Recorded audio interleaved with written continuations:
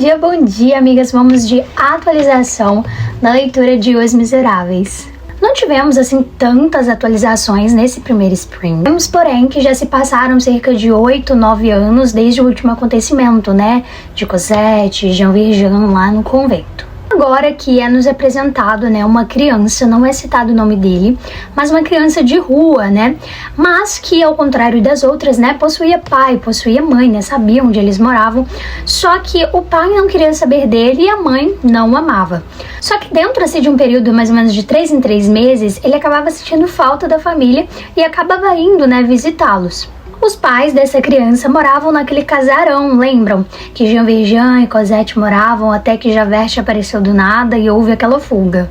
A mulher, né, que tomava conta de lá já falecendo e agora uma outra moça tomava conta do lugar, uma outra velha no caso, como é dito aqui no livro. Só que o casarão agora era super povoado, estava realmente muito cheio e muitas famílias moravam ali. Entre essas famílias, possuía a família desse menino.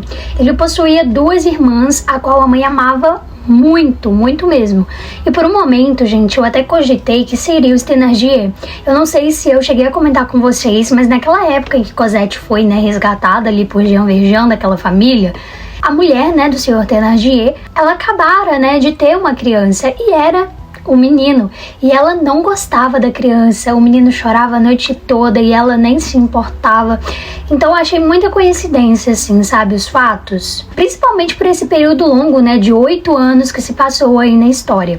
Porém, esse homem não é apresentado, né, pra gente como o senhor Thénardier, mas sim como Jondrette. Então eu já deixo aqui minha suspeita, porque vai, né, que alguns capítulos depois a gente descobre que são eles, porque pra mim, gente, é muita coincidência. Só que esse menino acabava sempre retornando, né, pras ruas porque ele não se sentia confortável ali com a sua família. E também é nos apresentado, né, o vizinho de porta dessa família, que é o Marius, né, que é o nome que dá título aí ao nosso capítulo. A única informação que nós sabemos até então é que ele é um jovem e pobre, e aquela esperança, né, de que nos próximos capítulos nós entenderemos melhor sobre a sua história. Em paralelo a isso, né, como tudo nesse livro, sempre abre um parênteses ali do nada no meio da história para fazer uma explicação. E aí a gente acaba conhecendo um senhor, né, de 90 anos. Eu acho engraçada as descrições. Um senhor de 90 anos e que ainda possui os 32 dentes na boca, que é o senhor Gillenormand. Eu não sei pronunciar, gente. Perdão se eu estiver falado errado. Esse senhor, né, em toda a sua vida ele possuíra 2 esposas e com essas 2 esposas ele teve 2 filhas. Uma delas, né, acabou falecendo ainda muito jovem, com 30 anos, e a outra, né, a mais velha, acabou ficando, né, morando com ele, ela ainda era solteira, e junto com os 2 morava o seu neto. E traz vários aspectos da vida desse senhor que eu não vou ficar trazendo aqui, senão vai ficar muito extenso, e no geral é tudo que nós sabemos. Como ainda não foi dito o nome do neto, eu suspeito que esse neto acabe sendo, né, o Marius, mas ainda não tenho certeza. Saberemos disso, caso a história permita, no próximo sprint. Então foi isso, pessoal. Muito obrigada por terem ficado até aqui e já já eu volto com mais atualizações.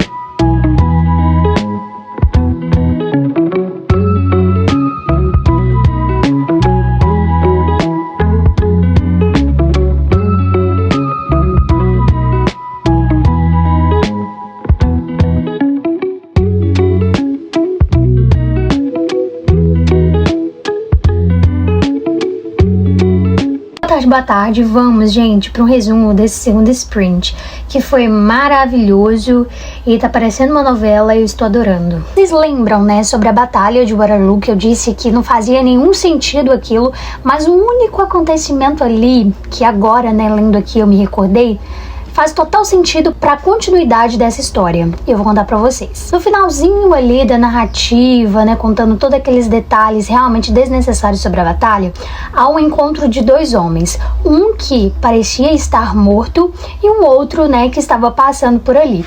O que acontece? Um desses homens era o senhor Thénardier. Durante a guerra, né, depois que se passava toda aquela confusão e tal, ele ia até os corpos para ver se achava alguma coisa de valor, né? não tem nem como se surpreender, né, diante do caráter daquela família. Um desses corpos, né, furtados pelo Thénardier foi desse Pontmercy. Só que quando esse Pontmercy acordou e viu ele ali, achou que ele estava o salvando. E aí eu lembro, né, que lá na época ele ficou super grato, perguntou o nome dele e que arrumaria alguma forma de algum dia recompensá-lo por ter salvo a sua vida. Porque até então, né, voltando aqui rapidinho, esse Pontmercy estava debaixo de alguns corpos, né, então ele meio que afastou ali para tentar, né, achar alguma coisa. E aí gerou essa confusão e óbvio, né, o senhor Thénardier não ia contradizer ele, né, tipo, não, pera, tava te assaltando aqui. Tá, Débora, mas o que isso tem a ver com a história atual? Eu vou tentar criar agora uma ordem cronológica pra vocês dos fatos, porque agora as coisas começaram a se encaixar. Então mais cedo eu contei pra vocês, né, que aquele senhor tinha 2 filhas e que uma acabara falecendo.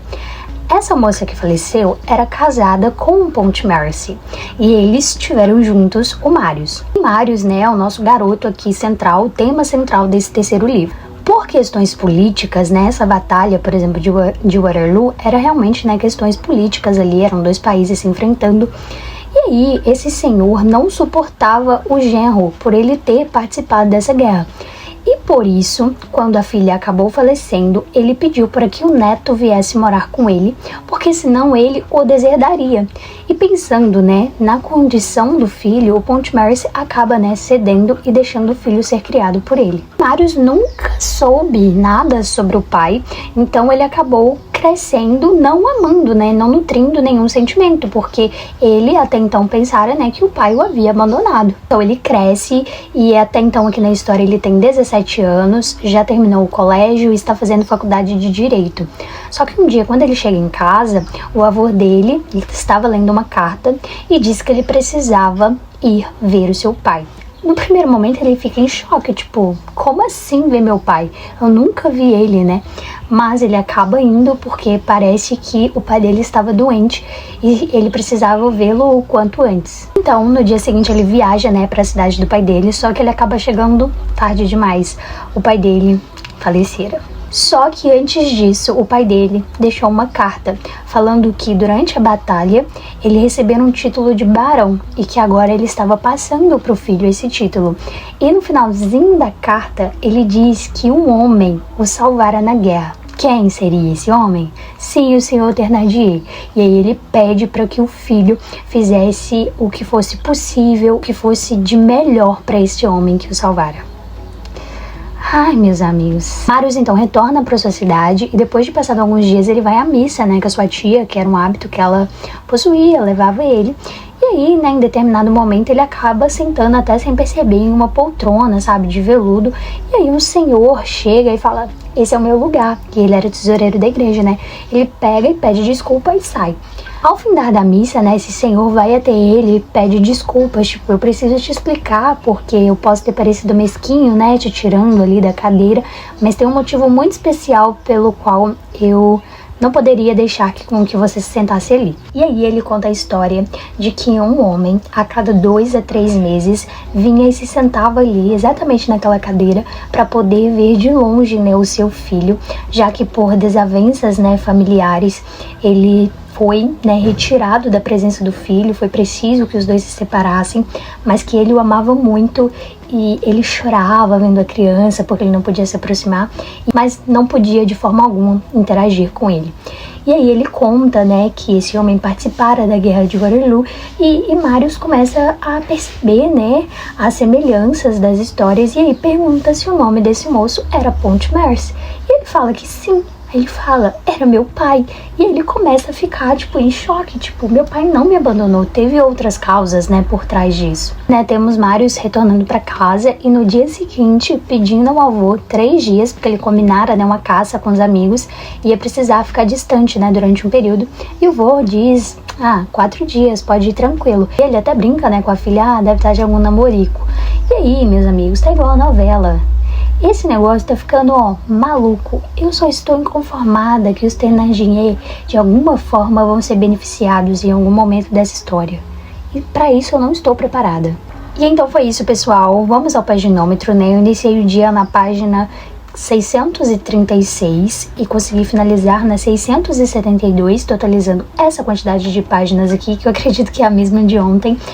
E a história está muito boa, eu estou gostando muito mesmo.